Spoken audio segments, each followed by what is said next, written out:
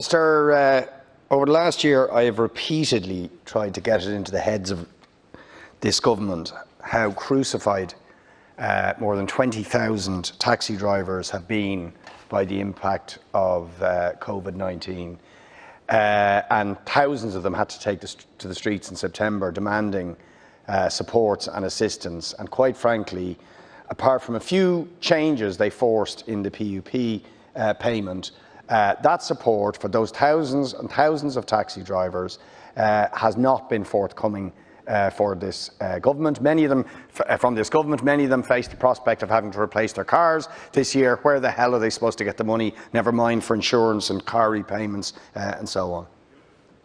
On Tara. Dr. Barrett, I absolutely agree with you and recognise that COVID-19 has had a profound impact on small businesses across the country, with public transport sector being specifically affected, as public health restrictions have necessarily discouraged people from travelling generally. And the taxi and other small public service vehicle operators, who are particularly dependent on the hospitality and tourism sectors, have faced a particularly pronounced drop in demand and real challenges and real difficulties in the last year. It's in recognition of these difficulties that the government has introduced a wide-ranging programme of supports with broad eligibility criteria for individuals and businesses which have been adversely affected by COVID-19. Many of these supports can be assessed by the self-employed taxi drivers, including liquidity and investment measures from the Department of Enterprise, Trade and Employment, as well as the Enterprise Support Grant and the Pandemic Employment Payment from the Department of Social Protection. Self-employed recipients of the PUP, like SPSV drivers, can also avail of the Self-Employment Income Scheme, which provides for an income disregard for the first €960 earned in a given 8-week period. I remain committed to supporting the transition of the SPSV towards zero low-emissions vehicles, and have increased the funding available to the electric SPSV grant scheme from €1 million in 2020 to €15 million this year. Furthermore, in view of the particular challenges faced by the operator of older vehicles, I have doubled the amount payable under the scheme to €20,000 for operators who scrap older vehicles and make the switch to fully electric models. Additional amounts are available for those switching to vehicles which are both electric and wheelchair accessible. There has been a strong interest in the revised scheme since it launched earlier in the year, with over 200 applicants received to date. I believe that for many drivers there is a strong financial as well as environmental case to switch to such electric vehicles. The operators of the vehicles enjoy the benefits of lower running costs, lower tolls under the lower emissions vehicle toll incentive, and can use their dedicated taxi electric charging infrastructure at key transport hubs such as major airports and railway stations.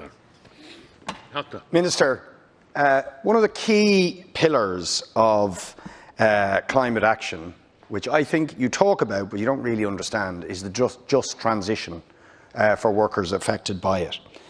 That 15 million you're talking about, how on earth is a taxi driver whose income has either been reduced to zero for about 40%, who've remained on the PUP because there's no work out there, or for the rest, where it is down 60 to 70%, they still have to make their car repayments, they still have to pay their insurance. How on earth would they afford the 25,000 additional euro on top of that grant that you would need to move to an electric vehicle? How could they possibly do that?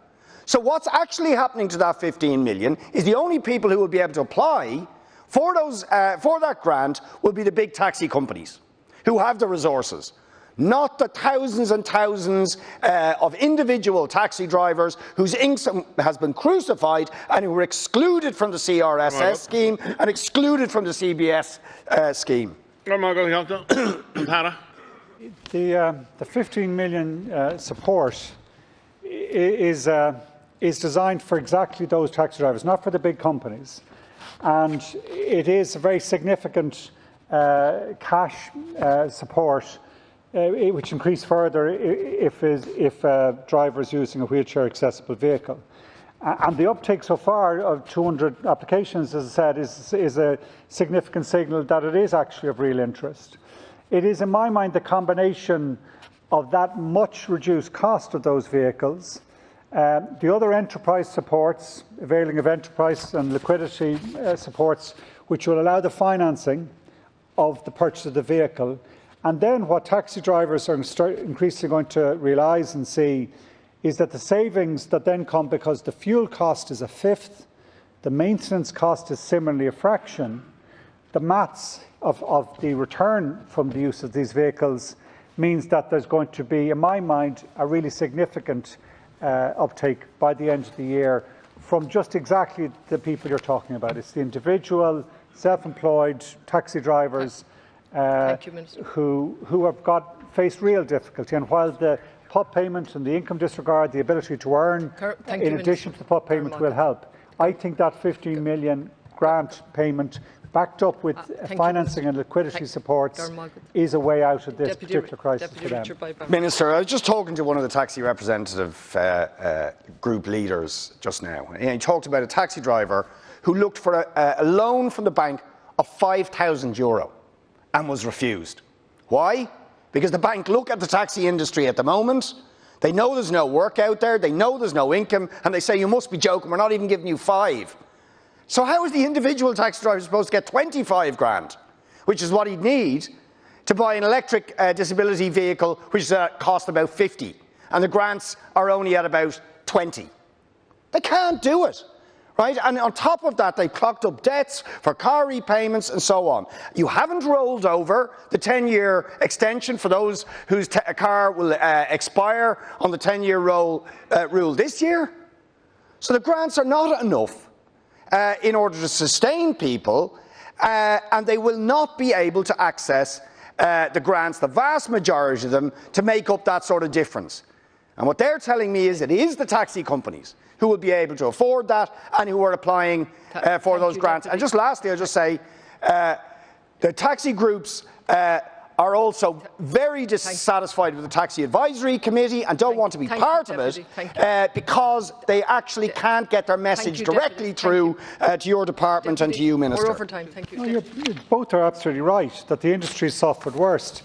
The ultimate way we have to get this industry back is to see a return to normality in the coming months, where the rollout of the vaccines and the opening up of restrictions, subject to the virus not taking off again, allows the actual business to come back. That's the first key, most important thing. When I talk to taxi drivers, they recognise that even if, no matter what vehicle they had or what the arrangements at the moment, there isn't the business out there. There isn't actually any demand.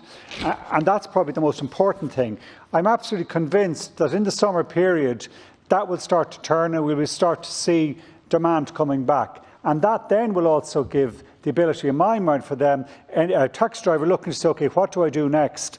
It's that ability to switch. And it isn't just, the scrappage doesn't just apply to a vehicle of a certain age. It's depending on the number of miles that it has done. So it's a vehicle that's the end of its life. So it's a wide variety of taxi drivers who will be able to avail of that taxi scheme. That's the best approach to a vehicle coming to the end of its life. That's the best approach to support the wider industry. And Deputy Barrett, the advantage of this, in my mind, is, and you're right, Deputy Cole, that the numbers of 200. Now that's if all they've applied, they haven't all to draw down the grant yet. But if they're all to draw down the €20,000 grant, that's 4 million out of the €15 million fund. I'm very confident and hopeful that we will allocate the full 15 million. Yep. That is still only a small percentage, but what it starts to do, it starts to develop the supply chain of vehicles where we'll see the costs further reducing because the volume will be there. Minister,